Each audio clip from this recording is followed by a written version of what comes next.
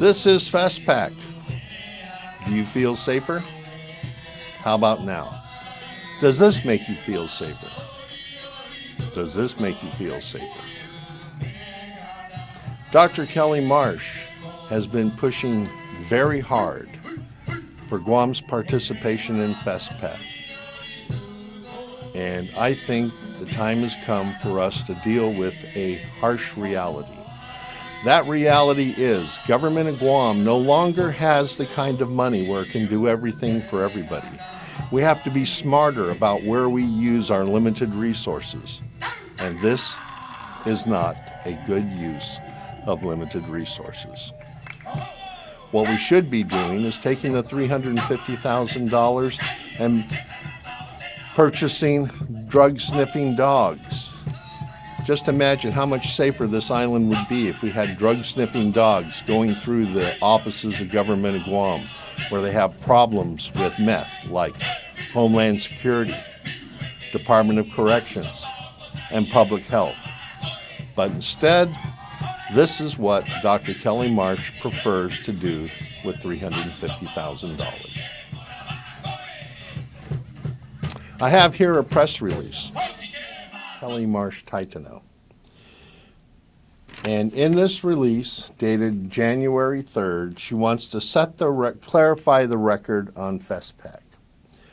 With the enactment of Public Law 3560, authorization has been granted to the Guam Council of the Arts and Humanities, CAHA, to utilize funding for Guam's participation in the 13th Festival of the Pacific Arts and Culture that is already legally and contractually obligated to the arts. These funds, as well as those that were fundraised, will be used for the most economic travel arrangements possible and for necessary logistical expenses such as moving cargo from the shipyard in Hawaii to the festival venue. Senator Marsh Titano stated, "Some have tried to paint the picture that these funds can go to other causes or agencies, but this is inaccurate and misleading. The Council on Arts and Humanities oversees the non-appropriated funds, and both staff and the CAHA board testified in support of using this money for Guam's participation in FESPAC as it aligns with the agency's mission." Now, this is a complete falsehood.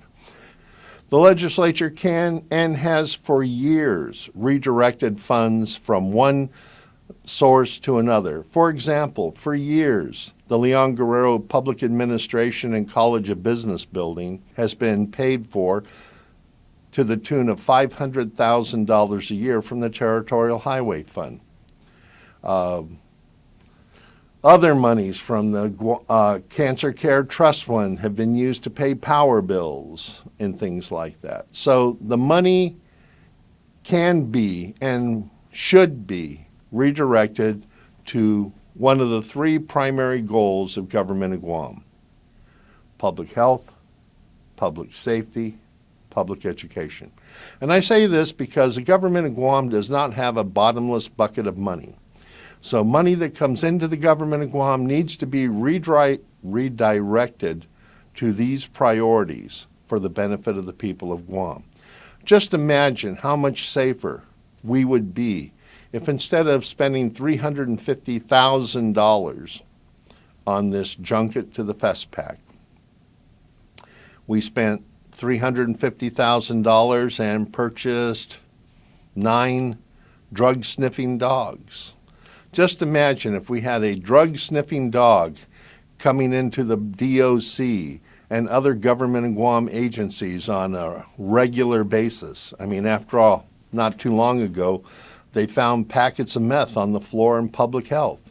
So maybe if we had 8 more drug-sniffing dogs and they went around to government and Guam offices, we might have caught the drugs that Ricky Sanchez tried to bring in or successfully brought in to Homeland Security before he was caught. We probably would have caught the DOC officers that were smuggling drugs into the Department of Corrections. we might have caught those employees that had the meth inside of public health. But rather than spend the money on more drug sniffing dogs to patrol the post offices and the village mailboxes and other government agencies in an effort to eradicate or help fight the meth epidemic on this island, Senator Marsh feels that that money is better spent sending 100 people to Hawaii for a week. I disagree.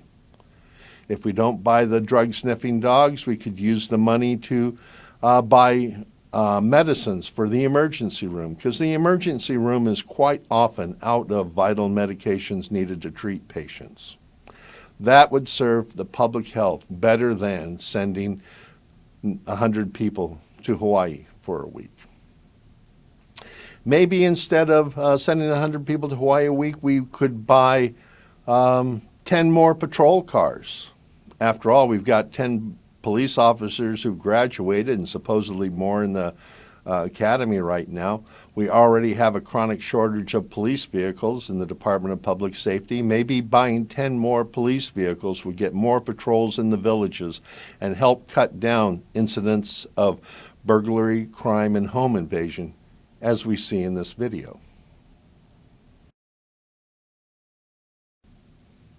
That's a video from January 3rd, taken in Chalampago and posted on the internet. And I hope we catch these people. And if we had more police officers and more police cars, maybe we could catch these people faster. Maybe if we had 8 or 10 more police drug sniffing dogs and had them going around to the village mailboxes, as well as the post office, as well as other government agencies like the Department of Corrections and Homeland Security that seem to have a problem with meth, we might help fight back this epidemic that is destroying so many families on our island. But rather than put public safety first, Senator Kelly Marsh Taitano is putting vacations for the selected few, 100 people in Hawaii at taxpayer expense. And I say taxpayer expense because that $400,000 was money that should have gone to the benefit of the people of Guam as a result of the qualifying certificate that was granted to Guam Regional Medical Center waiving taxes. So since the medical center isn't paying taxes, let's take the contributions they do make to our community and use them where they're badly needed. And right now we need every dime we can find to fight the meth epidemic before it destroys more of our families. I'm Ken Leon-Guerrero with Guam Citizens for Public Accountability, and this has been a public education presentation.